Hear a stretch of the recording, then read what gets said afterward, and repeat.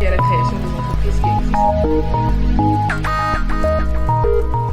Bonjour à toutes et à tous, vous êtes sur Diaspo Live TV, à l'écoute de votre émission Sur la Voie, qui met en perspective les initiatives émanant de jeunes porteurs de projets désireux de développer le continent africain, raison pour laquelle ils optent pour des projets à fort impact sociétal.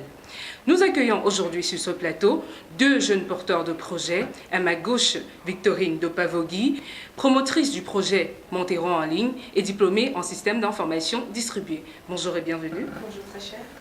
À ma droite, nous avons Patrick Fomé, promoteur du projet Africa Web Radio, consultant en finance des entreprises et en management des industries culturelles et créatives. Bonjour et bienvenue.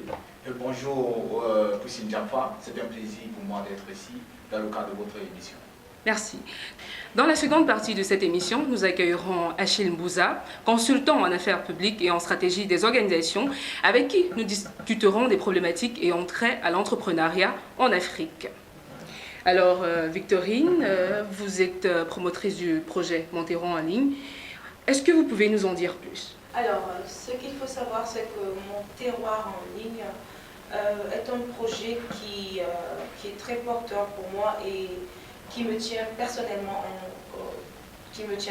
à cœur pour une raison de valorisation justement des produits locaux, ce qui n'est pas le cas dans mon pays. Et l'autre raison, c'est que je suis dans le domaine du numérique et en Afrique, particulièrement en Guinée, le numérique est très très mal exploité.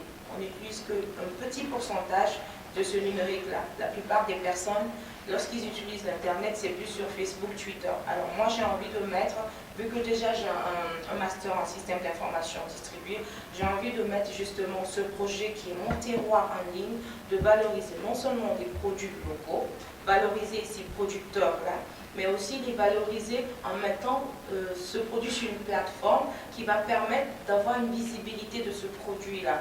C'est un produit qui n'existe pas en Guinée et le domaine de commercialisation des produits agricoles est un domaine qui est très informel en Guinée.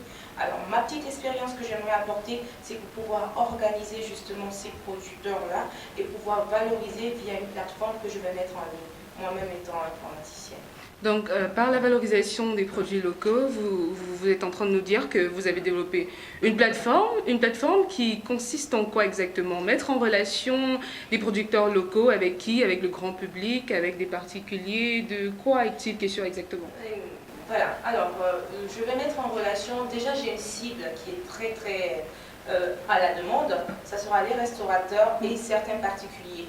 Il faut savoir qu'en Guinée, il y a pas mal de restaurants qui se construisent, pas mal d'hôtels qui se construisent, et des hôtels étoilés, mais ils ont ce mal-là à pouvoir avoir des produits de qualité à moindre coût et de façon très optimale. Optimale, je parle de timing. Voilà.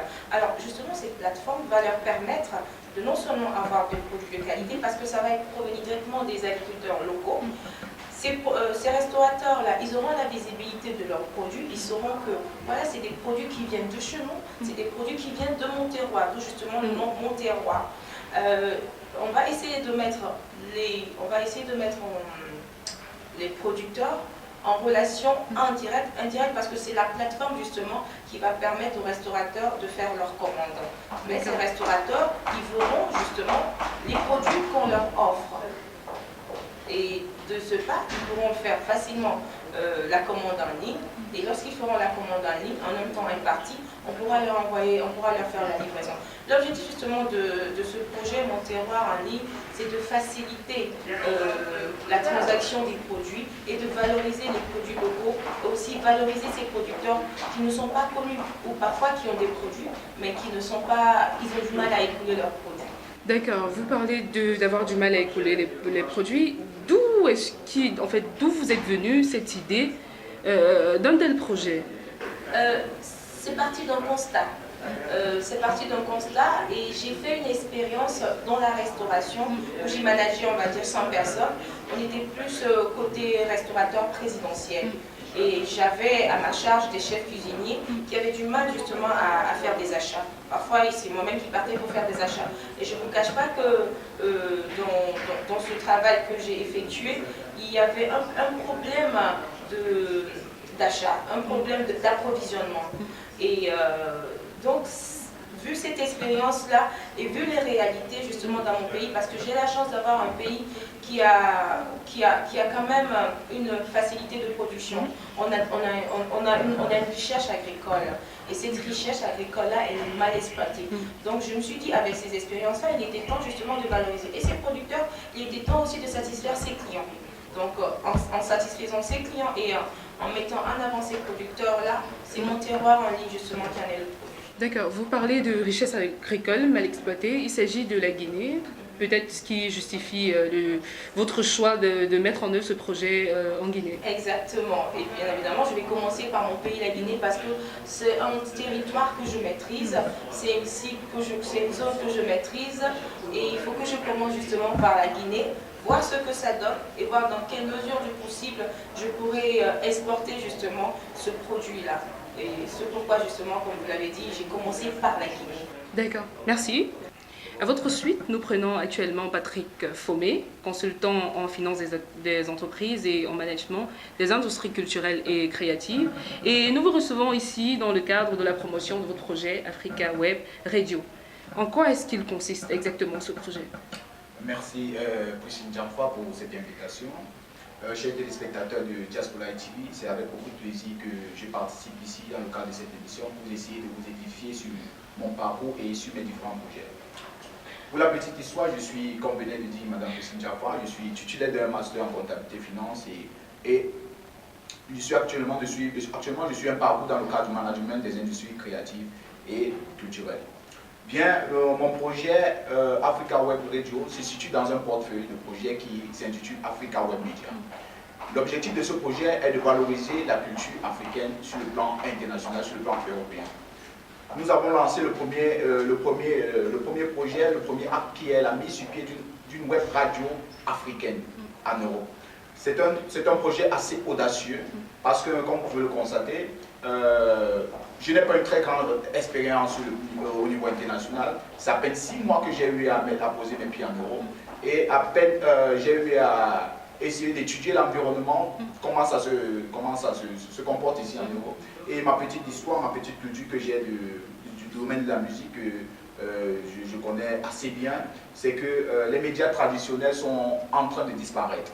Nous sommes en train de passer à une nouvelle ère, l'ère du numérique. C'est pourquoi j'aimerais bien déjà explorer ce domaine ici en Europe pour pouvoir mieux le concrétiser sur le plan africain, pour que ça devienne une plateforme où on pourra mieux diffuser les œuvres artistiques de nos frères africains au niveau international pour plus de visibilité, parce que nos artistes sont vraiment riches. C'est un genre musical assez particulier qui se démarque de ce que nous trouvons ici en Europe.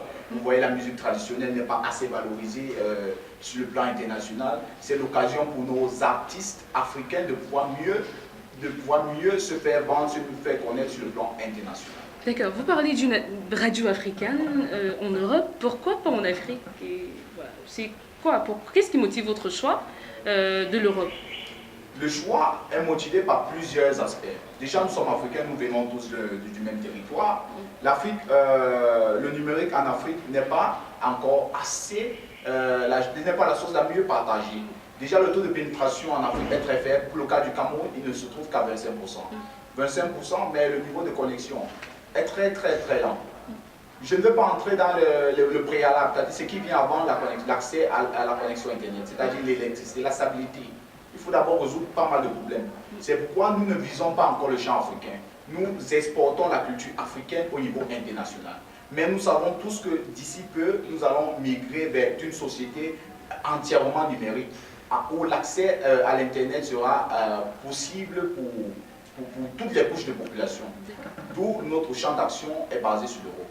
D'accord. Et en quoi consistent vos activités au quotidien? Qu'est-ce que vous faites pour valoriser vos projets? Merci. Pour valoriser le projet, comme je vous ai dit tantôt, nous sommes à la phase d'expérimentation. à la phase d'expérimentation, nous sommes en train d'étudier le terrain, puisque c'est un projet vraiment assez audacieux, parce que pour la petite histoire, la mise sur pied, l'idée de la mise sur pied de ce projet date il y a de cela quelques mois, c'est-à-dire plus précisément le 22 janvier 2019, au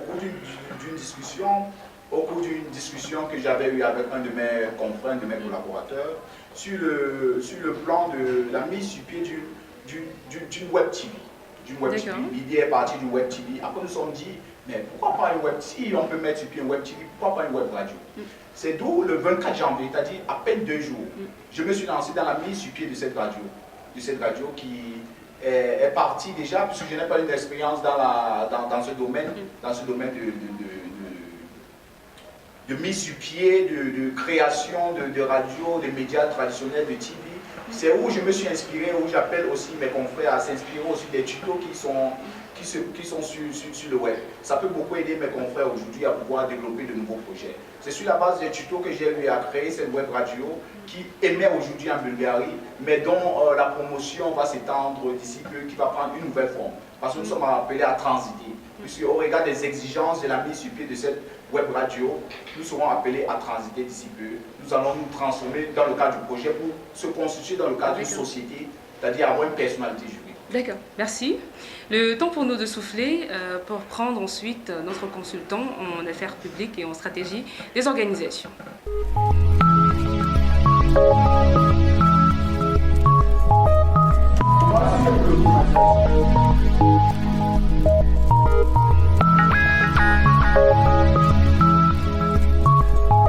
Et à la création des entreprises qui existent.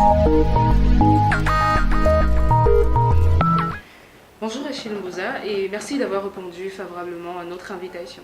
Bonjour Priscille, le plaisir est partagé. D'accord. Vous avez écouté l'intervention de nos différents porteurs de projets. Est-ce que d'après vous, l'Afrique regorge un potentiel entrepreneurial? Tout à fait, j'ai écouté les différents porteurs de projets avec beaucoup d'intérêt et permettez-moi de vous dire que l'Afrique regorge d'un potentiel entrepreneurial certain.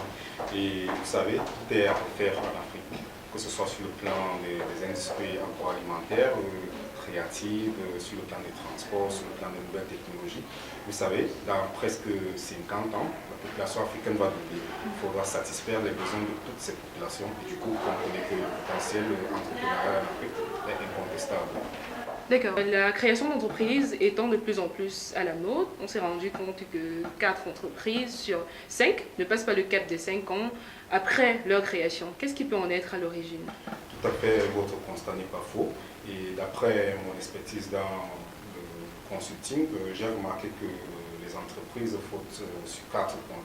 Alors le premier point, c'est l'absence ou alors tout simplement une mauvaise étude de marché. Vous savez, lorsque une étude de marché n'est pas bien menée, ça vous conduit obligatoirement à un mauvais positionnement. C'est-à-dire vous positionnez alors que vous n'avez pas les moyens pour vous imposer dans le positionnement que vous avez choisi.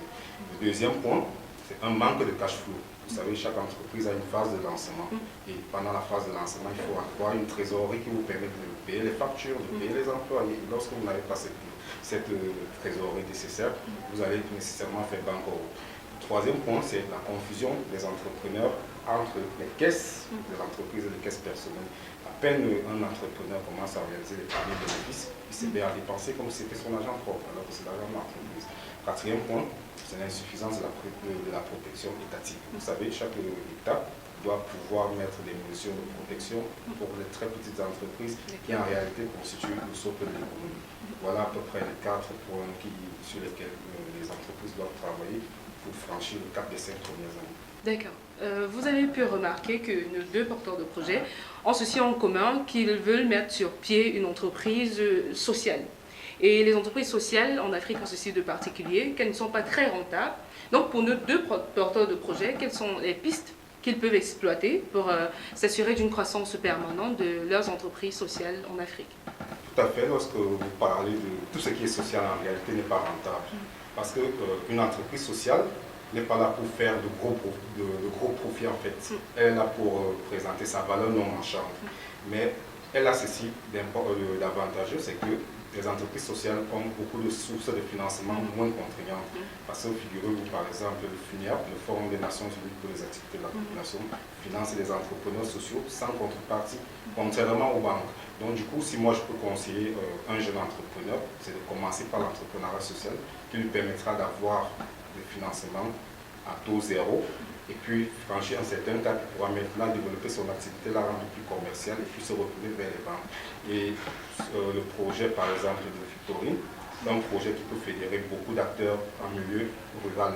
Parce que lorsque vous avez des productrices qui généralement ont d'énormes pertes post-récolte, ça ne leur coûte rien de prendre une partie de leur récolte gratuitement, donner à Victorine, qui va se charger de commercialiser et puis de revenir leur verser des bénéfices sans dépenses.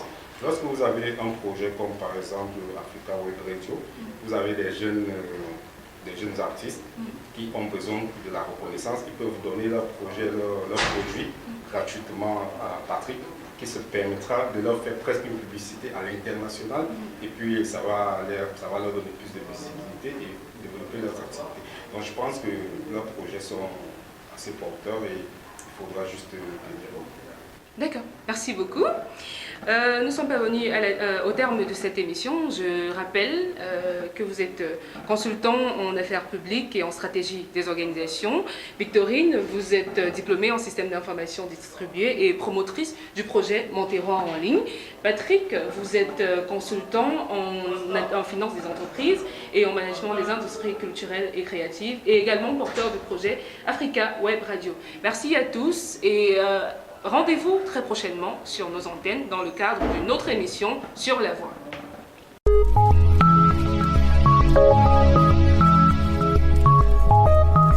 Voici